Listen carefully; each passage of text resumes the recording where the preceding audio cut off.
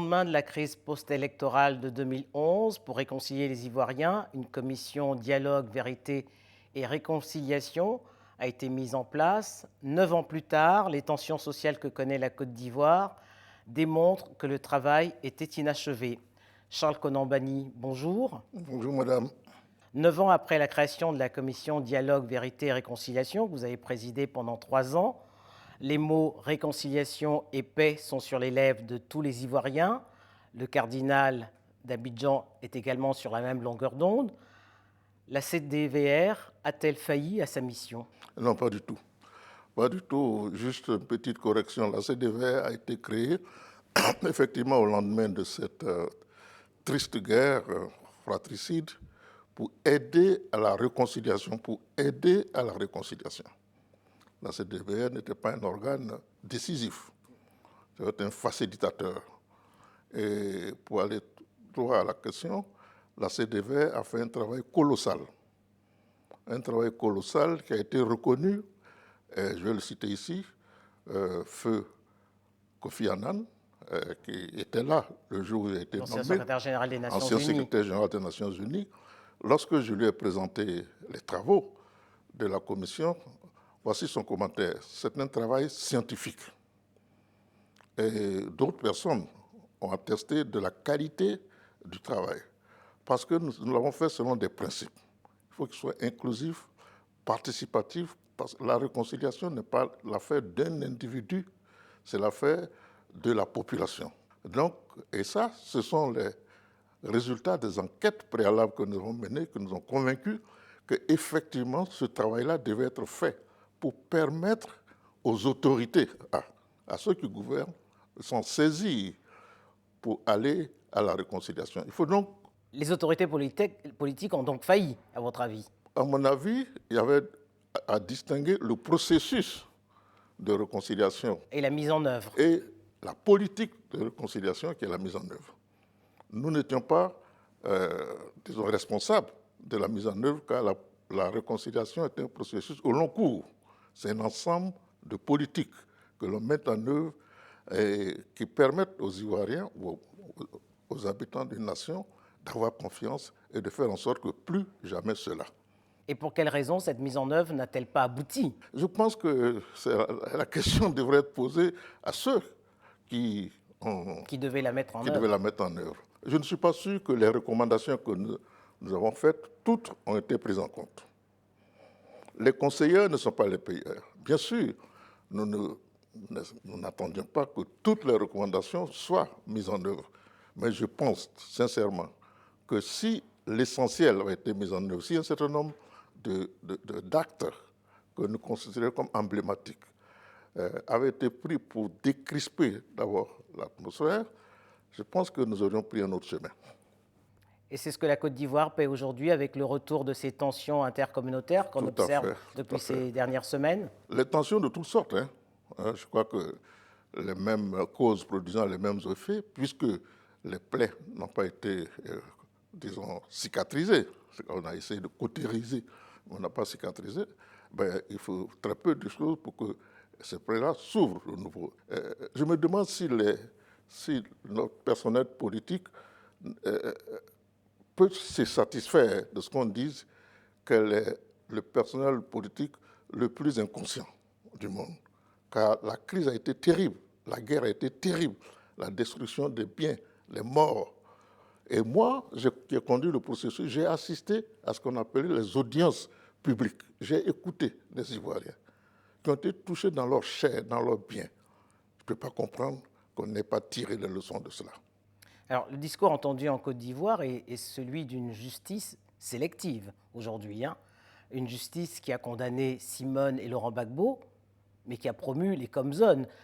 La réconciliation est-elle possible sans une justice équitable? Il ne doit pas y avoir une justice pour les faibles et une justice pour les forts. Ni une justice aux ordres doit être équitable. Je crois que ça, nous l'avons affirmé. Et je pense effectivement qu'elle a été imparfaite, puisque nous sortions d'une crise. On ne se met pas en crise soi-même, on ne se fait pas la guerre, on ne se tue pas soi-même, ça s'appelle un suicide. Mais là, ça a été un suicide collectif. Il y a eu des morts de partout. On a jugé certains, on n'a pas jugé d'autres. Alors, cet aspect de justice n'était pas de notre compétence. C'était de la compétence de la justice, comment dire ça, la justice, Institutionnel. voilà, institutionnelle, le pouvoir judiciaire, voilà, soit national, soit international. Nous étions chargés d'une justice transitionnelle, la justice de pardon. À l'instar du modèle sud-africain. Tout à fait, l'ensemble de tous les modèles qui ont été mis en place partout où il y a eu des crises. Promouvoir la justice transitionnelle, promouvoir le pardon après avoir reconnu les fautes commises et peut-être avoir accepté une repentance. Qui a fait quoi, pourquoi et à Une sorte qui. de catharsis, La catharsis générale. Absolument. Et c'est cette catharsis générale que nous avons essayé de promouvoir par des mécanismes bien précis pour que le peuple s'en approprie. Et le modèle ivoirien a été un modèle inédit. Inédit. Nous sommes partis non seulement des mécanismes reconnus de justice transitionnelle, mais nous l'avons inculturé. Par exemple, nous avons fait une séance de purification de la terre souillée par le sang par des le sang. victimes. Je me souviens, la formule d'un évêque dit qu'il fallait faire cette purification parce que la terre souillée, cela s'apparente à une mère à qui on a obligé de boire le sang de son enfant. Donc, on a essayé de faire quelque chose qui ressemble aux Ivoiriens pour qu'ils s'en approprient. C'est pour dire que le processus a été conduit, à mon sens, parfaitement. Les recommandations ont été faites, qui ont été jugées d'ailleurs par le président lui-même. Lorsqu'on lui a remis le rapport, moi, je me souviens toujours de ce qu'il a dit, c'est du bon travail. Mais le bon travail peut laisser lettre morte. Ouais, dans les tiroirs. Voilà. Alors, Voilà. si les blessures se sont réouvertes, c'est sans aucun doute parce que les trois personnalités qui occupent la scène politique ivoirienne depuis 30 ans, je pense notamment à Henri Konan Bédié, Alassane Ouattara, l'actuel président, mais également Laurent Gbagbo, ne se sont pas réconciliés. Est-ce que vous avez proposé de le faire et pourquoi n'avez-vous pas réussi à le faire? Voyez-vous, moi, je lutte pour que la politique ne soit le tropisme autour des individus. Je souhaite être un acteur de la démocratie et qu'on sorte un peu de la personnalisation des politiques. Quand nous conduisions le processus de réconciliation, effectivement, on a rencontré le phénomène que vous décrivez, madame.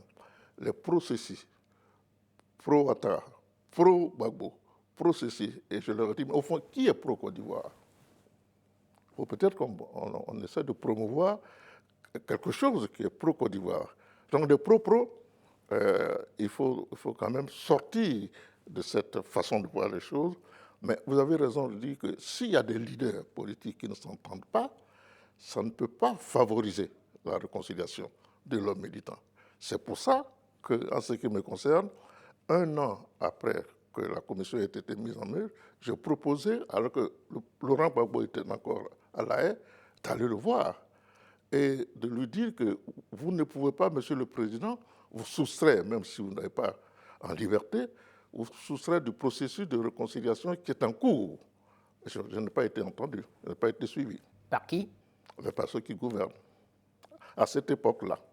Alors, il n'est jamais trop tard pour bien faire. Les intéressés sont-ils prêts à faire cette démarche? Ils le disent, ils le chantent. Ils le chantent. Mais vous êtes très bien placé pour le faire parce que vous les connaissez tous très bien, tous les trois. Oui, avec moi, il n'y a pas de problème. Mais qui vous dit qu'ils accepteraient véritablement de le faire? Je l'ai fait une fois.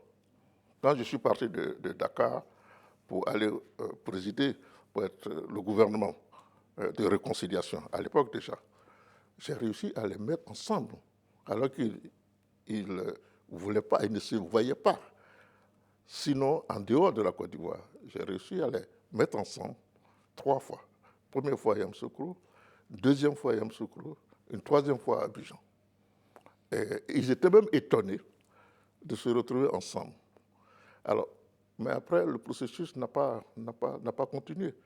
Et ça au contraire. Il est grippé. Absolument, ça s'est grippé parce que chacun pense qu'à lui tout seul, il peut résoudre tous les problèmes. issue de la crise. Je ne le crois pas.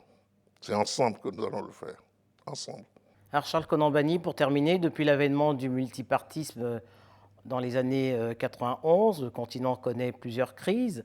Avec l'expérience et l'expertise qui est la vôtre à la tête de la CDVR, quels conseils pouvez-vous donner pour éviter ces crises? Approfondir la démocratie. Approfondir la démocratie, accepter le droit à la différence. Le droit à la différence.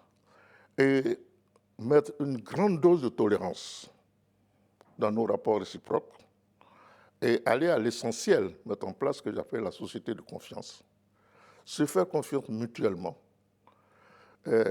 extirper les violences de toute nature, à commencer par les violences verbales. La Côte d'Ivoire ne donne pas un bon exemple. Le respect des autorités. Voyez-vous, on peut ne pas être d'accord avec ces autorités, mais il y a des manières de le faire, de le leur dire. Parce que ce sont des autorités publiques.